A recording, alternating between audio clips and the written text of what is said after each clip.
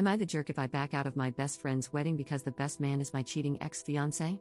Posted by you/Liathelium. Jump into the worst week of my life?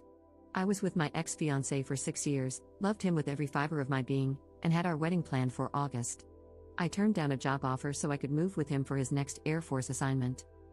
On Monday, a call girl from a website called Massage Republic texted him in the middle of the night, saying she was reaching out to old clients because she was back in the game. His phone was at my house while he was flying.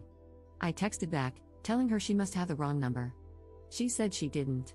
In a rare moment of clarity, I pretended to be him instead of the jealous girlfriend, and the call girl gave me all the details.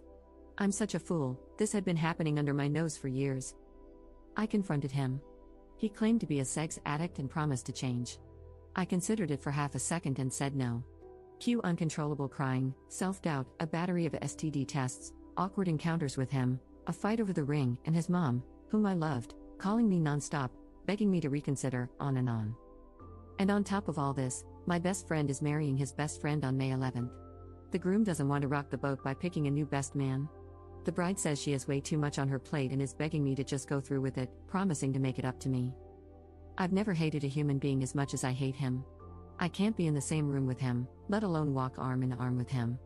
I understand that the whole wedding doesn't need to fall apart just because I'm upset, but I just want to skip it, spend the day downing the leftover Percocets from my wisdom tooth operation, F as many Tinder dudes as I can find who don't mind that I haven't showered, and burn all his crap. Would I be the jerk if I backed out of the wedding? Edit. Okay, guys, I don't know what the verdict is, but whether you voted you're the jerk or not the jerk and said I should go anyway to support my friend, we've been friends since before we were born, our moms were college roommates, your arguments were the most convincing. I'm going to suck it up, participate, have fun, and make my lock screen image the text from Panama where she said, "Remember, you like tonguing my bumhole?" So when I get sad, I have an instant reminder of who he really is. And then, when it's all over, I'm going to scream myself hoarse and beat the ever-living crap out of my pillows. If I can update a week from now, I will. I still have a lot of reading to do, so thank you all for commenting. Edit 2. Guys, I've had the worst week of my life and have been crying almost non-stop since 3 a.m. last Monday, or Tuesday, or whatever. I need to clear up people calling my best friend the jerk, that just isn't the case at all. I love her as much as I love any person on the planet, and she has my back. But this wedding is now a week away. It's not as simple as kicking me out or asking my ex-fiancé not to come. Everyone is furious with him, but only she, he, and I know the details about the call girls. My ex's parents, grandparents, and everyone else will be at the wedding. He's as close with the groom as I am with her. If they make big changes now, the day becomes about what he did, not about the wedding. It's not my place to demand that the groom change his best man, a week out, no less. Plus, like I said, he knows my ex cheated, but he doesn't know my ex was sleeping with prostitutes. If I bring that up, this whole week will become about that. My best friend and her groom being jerks isn't even an option on the table. They didn't do anything wrong and are just reacting with the best information they have. My friend has even offered to let me and my ex-fiancé walk in with other people or separately, but I'm not going to do that. First of all, because I think it will look weird. And secondly, because I foresee getting a sixth sense of satisfaction from touching him one last time, forever, and having him know that the spark he feels could have been forever come August, but he screwed it up. Update 2 days later. Is it possible for a cheater to change? This is almost an indescribable situation because if you had asked me last Sunday, I would have told you I had a perfect relationship. Monday night, he was flying, he's a pilot in the Air Force, and had left his phone at my house. In the middle of the night, it buzzed. It was a call girl named Panama who had quit for a while and was reaching out to old clients because she needed money. I logged into his phone, we share passwords on almost everything, and initially told her she had the wrong number, but far too much of what she said was identifiable to him. I confronted him when he got home, and he didn't try to deny it at all. He confessed that he had seen 2 separate call girls for about a year, sometimes at the same time. He claims he's a sex addict and has been in treatment for about a year. I knew he was in counseling, but I thought it was for grief over a friend of his dying overseas.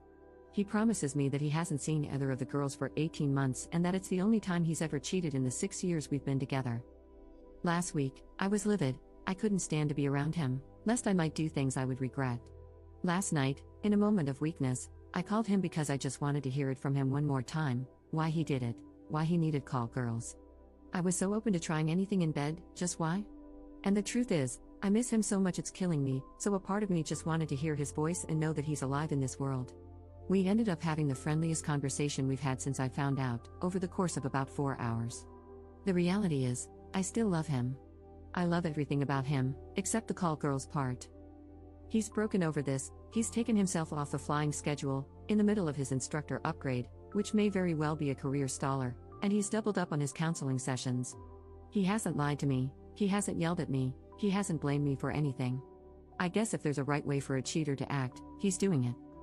All of this is complicated because we are scheduled to be maid of honor/best man in our respective best friends' wedding this coming Saturday. Both of us agree that we don't want our drama to get in the way of their big day, so while we aren't going together, we are going to put on our happy faces for the 4 minutes we have to be around each other. But I'm worried I'm going to break when I see him tall, glorious, and handsome in his tux. I am so devastated. I don't know what to do. I miss him more than I miss any other person, but I also hate him more than I hate any other person. What in the hell should I do? Can a cheater ever change? Second update 6 days later. I've logged into this throwaway a couple of times over the past weekend, honest to God, have 50 DMs and comments asking me to update, so here goes. Some of you may also know that my story got featured on major news websites and blogs. It was crazy. I left way too much identifiable info in my post, so pretty much my entire social circle knew it was me, and that was also how most everyone figured out my ex had been cheating.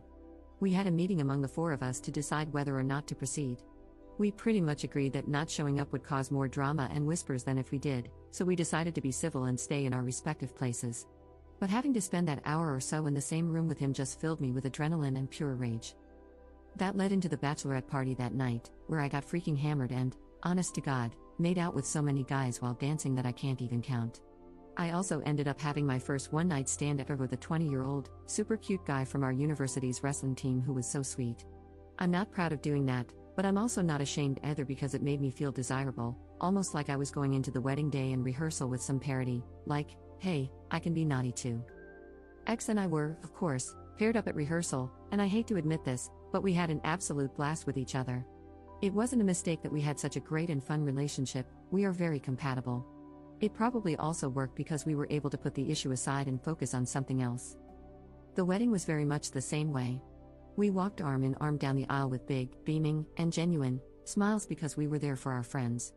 I had prepared a really nasty maid of honor toast that would have praised my friend and her loving relationship, loyalty, and truthfulness. I even included a line about never knowing who might call in the middle of the night, but as the reception wore on, I could tell the weight of the situation was really getting to my ex, and I felt like I didn't need to twist the knife any further, so I gave a nice but very generic toast instead. As the night went on, my ex became more and more withdrawn, sitting by himself, either on his phone or with his head in his hands. I didn't want people talking about him, so I asked him to dance with me, which was actually really nice since neither of us said anything. At the end of it, he put his hands around my face like he was going to kiss me, and I would have totally let him, in that moment, but just whispered how sorry he was and walked away. I got distracted, and when I turned around, he had apparently left the reception. I hate myself for it, but I was so sad to see him go. This wedding was literally the last thing we ever had to do with each other. There's no expectation of Game of Thrones Sundays or Bloody Mary brunches with his mom. We won't argue over how bad IPA beer smells or who forgot to put gas in the car. The reality of him just being able to leave without me arguing that I'm not ready to go yet, classic introvert/extrovert pairing here, sunk in, that this is over. Like, over. I went and cried uncontrollably in the hotel kitchen until the bride found me, and we cried together for a good half an hour. At that moment, I knew I had made the right choice by being there for my friend. So that's that. The wedding is over and done with. No real drama, just lots and lots of hurt feelings and a huge broken heart that I'm not sure will ever heal. I wish I could just turn off loving him, but it's not going to happen. Edit. Last word on this, guys, and I really, honestly, just want to say thank you. This sub has been such an amazing place and absolutely coaxed me into the right decision. Thank you so much for the words of encouragement. I will move on. I know I will. Right now, it's so fresh, and I just keep thinking, God, if you hadn't been up that night worrying about work, you never would have seen the text come in, and you'd be ignorant to all of this, and happy. But that's not healthy because wishing to live an uninformed and ignorant life is never what I wanted. Anyway, I'm indulging in self-pity, and I don't want to do that anymore. This has been a crazy ride, and I just want to say thank you. And Fox News, you kinda suck.